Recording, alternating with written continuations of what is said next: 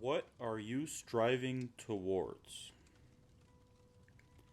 No person that's alive during our time can say how old this legend is. Moreover, most people only know bits and pieces of it.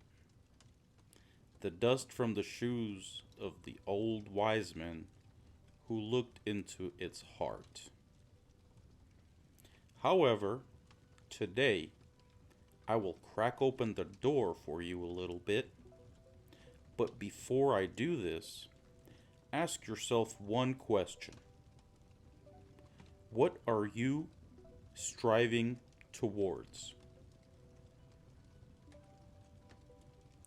From the looks of it, it seems like a very easy question, right? What are you living for? What do you wake up every morning for? Where are you going? Now, don't rush into the stereotypical answers. Stop. Think about it. I don't need the answer.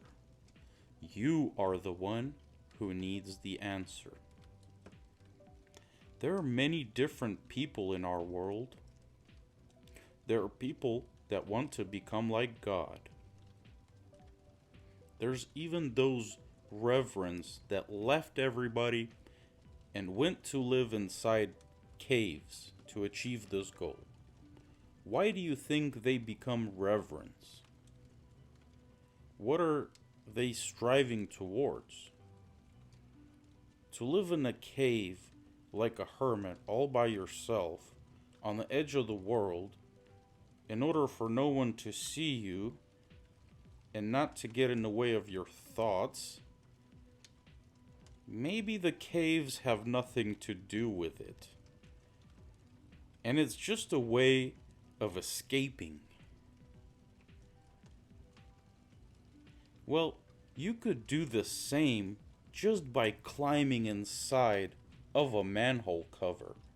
There's many of those in the city. So what's the reason behind trying to become like God?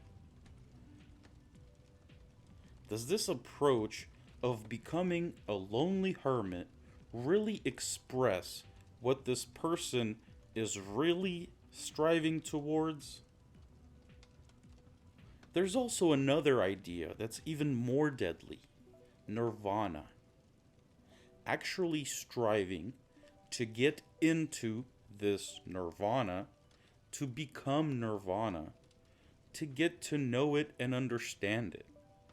But what does a person get when he becomes this nirvana?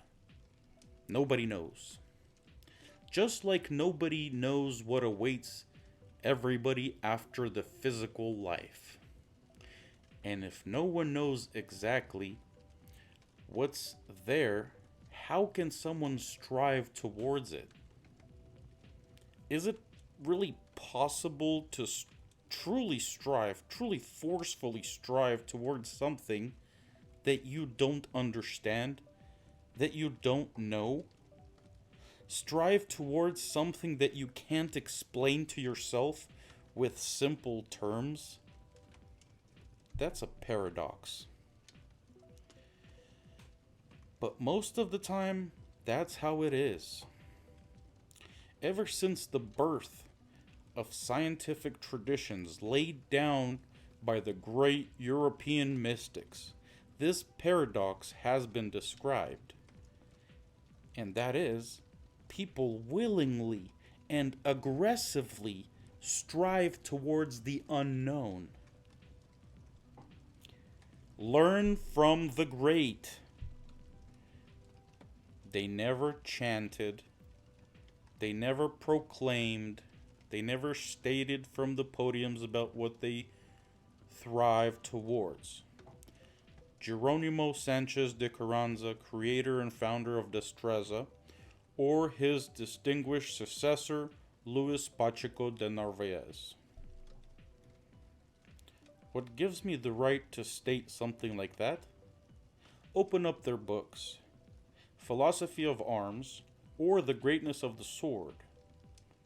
That was written by Luis Pacheco de Narvaez and de Carranza. A great legacy that has made its way down to our time. It talks about an unsurpassed science, which is called the destreza. And this term means true skill. One of a kind scientific discipline about how to win. These principles are not only precious for the military system of the Spanish school of fencing, but also for any part of life.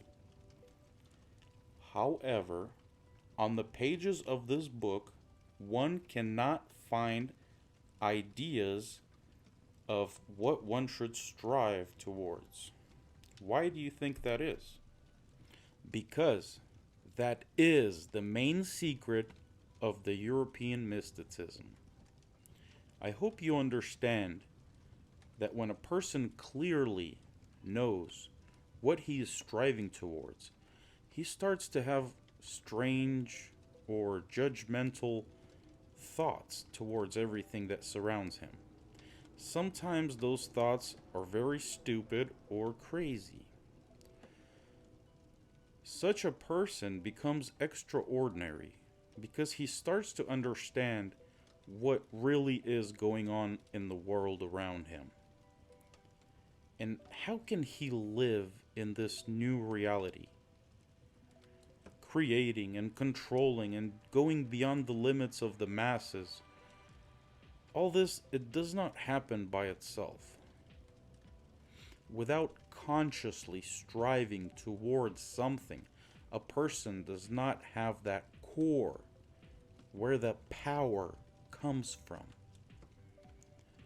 The core is the axis of the human's personality.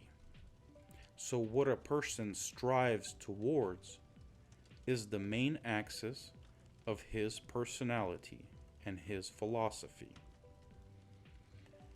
And if a person has no aspiration, no philosophy, no understanding of why and for what he's living, and what he's striving towards, then what do we have? A person cannot live without a philosophy, just as any living organism cannot breathe without air. If a person does not have his own philosophy, then someone will give it to him. Someone will plant it inside him and it will grow. And that someone will give such a philosophy which is beneficial and convenient for that someone that is giving it to him, and not beneficial for the person that's receiving it. Of course, it's more beneficial for that someone to give a person the necessary philosophy necessary to him, rather than allow the person to create his own philosophy.